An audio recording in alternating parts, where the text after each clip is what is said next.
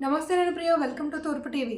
శ్రీకాకుళం జిల్లా పలాస ఆంధ్రప్రదేశ్ తూర్పు ప్రాంత విద్యుత్ పంపిణీ సంస్థ పరిధిలోని శ్రీకాకుళం సర్కిల్ విద్యుత్ వినియోగదారుల సమస్యల పరిష్కారం కోసం ఆగస్టు 11న కోర్ట్ కాశీబుగ్గ సెక్షన్ ఆఫీస్ నందు నిర్వహించనున్నట్లు విద్యుత్ వినియోగదారుల సమస్యల పరిష్కార వేదిక చైర్పర్సన్ విశ్రాంతి జడ్జి బి సత్యనారాయణ పేర్కొన్నారు.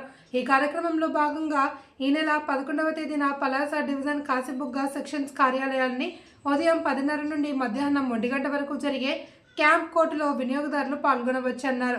విద్యుత్ సరఫరాల్లో అంతరాయాలు, హెచ్చుతగ్గులు, బిల్లుల సమస్యలు, కొత్త సర్వీసుల జారీలో జాప్యం, పేరు మార్పిడి, విద్యుత్ సరఫరా పునరుద్ధరణలో జాప్యం, ట్రాన్స్ఫార్మర్ల మార్పిడి తదితర విద్యుత్ సంబంధిత సమస్యలపై వినియోగదారులు తమ ఫిర్యాదులను నేరుగా CGRF కమిటీకి తెలియజేయవచ్చు.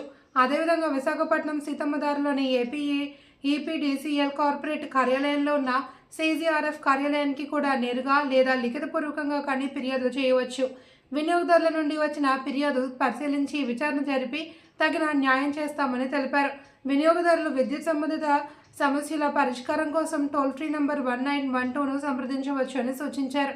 ఈ సదస్సుల్లో చైర్పర్సన్ బి సత్యనారాయణతో పాటు CGRF కమిటీ సభ్యులు ఎస్ రాజబాబు, ఎస్ సుబ్బారావు, ఎన్ మురళీకృష్ణ పాల్గొంటారు అని పలాస విద్యుత్ శాఖ వారు మీడియాతో తెలిపారు.